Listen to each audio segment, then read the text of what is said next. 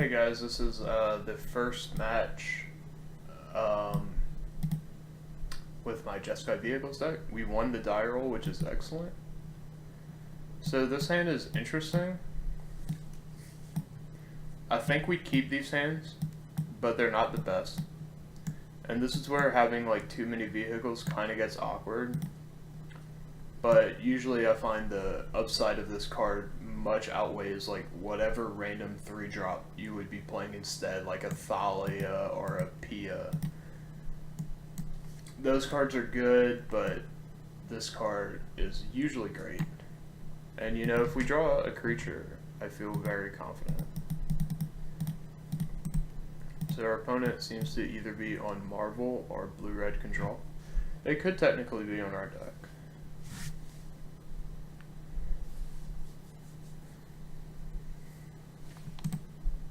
Alright, it seems to be Marvel. Alright. Let's see.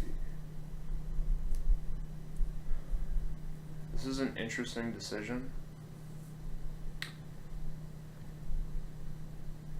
I feel we play the vehicle right now just to be mana efficient.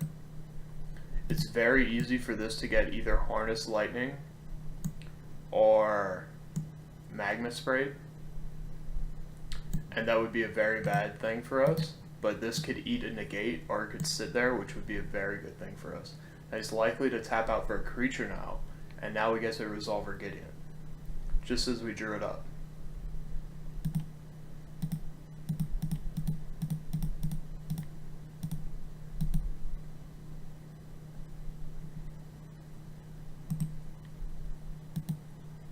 So sometimes it is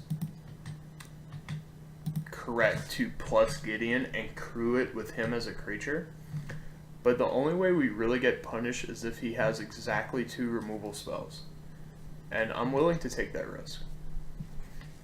And he doesn't.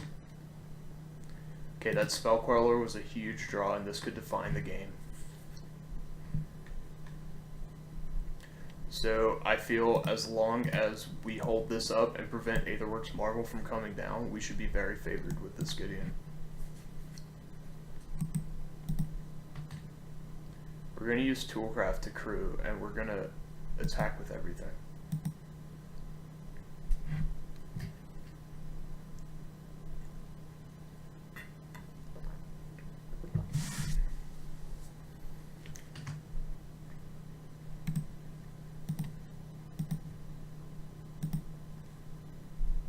Oh, wait, we made a pretty big misclick by not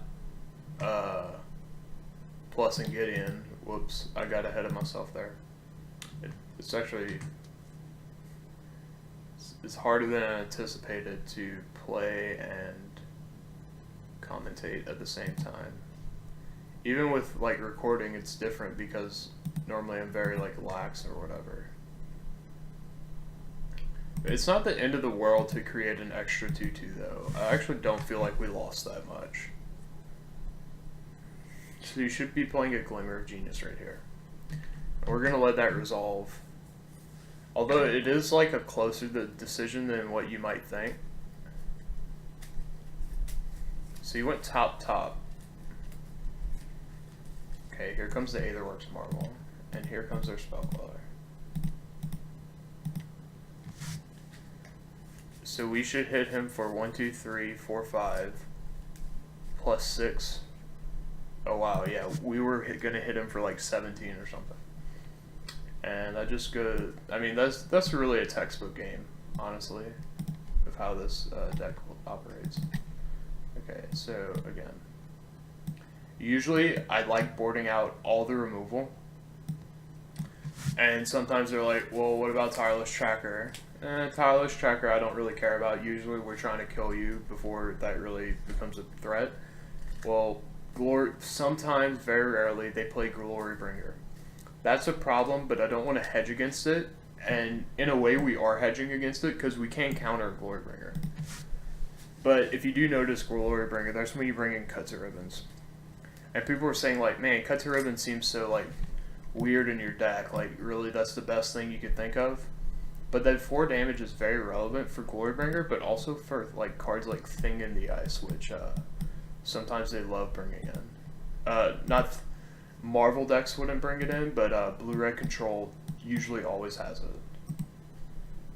So, and then sometimes Blue-Red Control actually has Glorybringer itself. So that's why I like the card. Okay, it's always an interesting decision whether you lead on the tap line and play Heart or play like Thraben, but usually I like playing Thraben Inspector just because if you play it on turn 1, it feels like it chips in like 2 damage pretty easily, and 2 to 3 damage, and I just think that's really powerful coming from a 1-drop.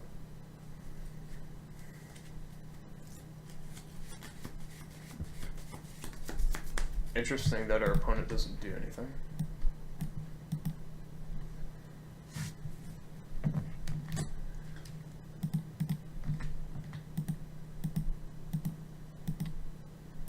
So some might think, oh, should we hold the Heart of Kiran?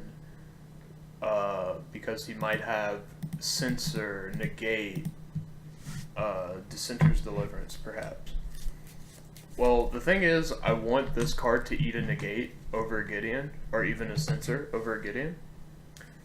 And if they have Dissenter's Deliverance, they're going to cast it anyway, and they're going to cast it eventually. So it's simply just not a big deal. And this card gets so much worse the longer you delay it. So the threat of Marvel is very real, and it's very awkward that we don't have follow-up threat. But the fact that we could cycle our land and our clue is pretty nice. So our opponent's not going to play his Marvel into our counter magic. But we could just, play the long game. Okay. So we're going to play this card just because we want to get to 5 lands to cast these 2 things. And we also have a reasonable play this turn anyway.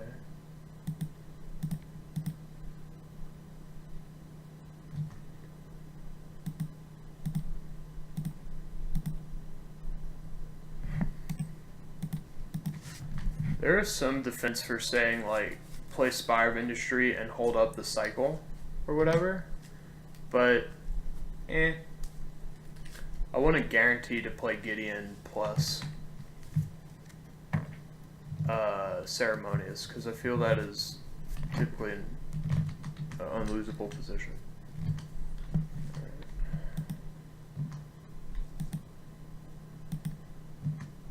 This card is certainly annoying.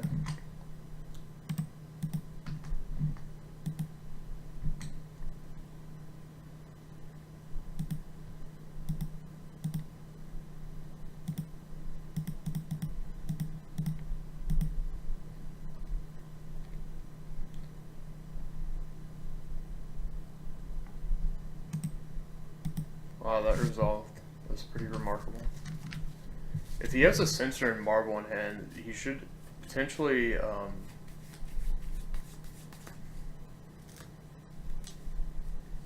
Censor it and tap me out and then just play Marvel. Although if he whiffs on Marvel, that might be bad. Right. Glimmer main phase, that's very interesting. And that's very not threatening. He went bottom top, land, and he passes.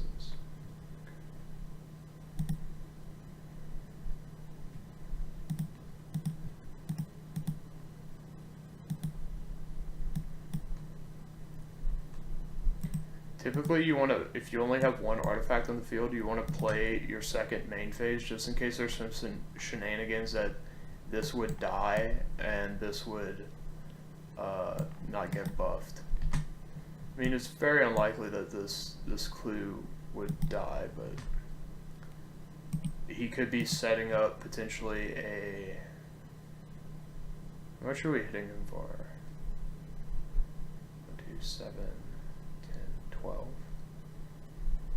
I'm gonna leave one Thraben Inspector back just in case there's a Chandra Flamecaller.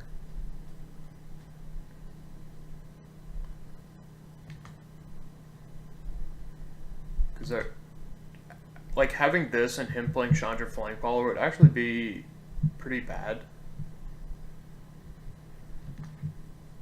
If our Gideon would die. But now we're hedging against that. I actually feel really smart because, like, usually I feel I wouldn't make that play.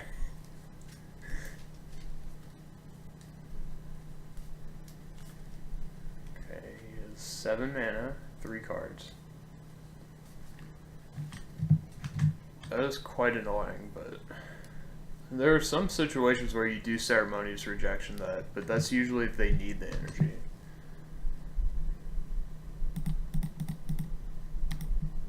Obviously he doesn't.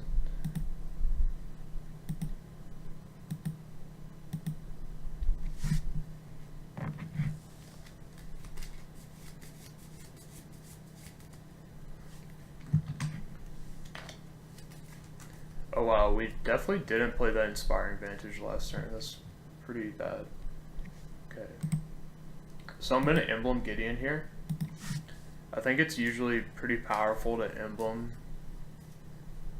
when you have like this many creatures on board, basically.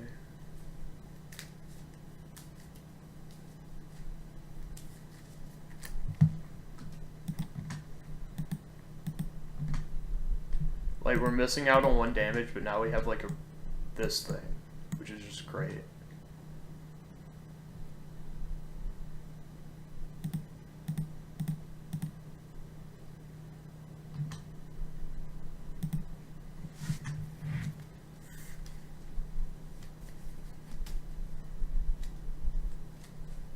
So he should be super dead next turn.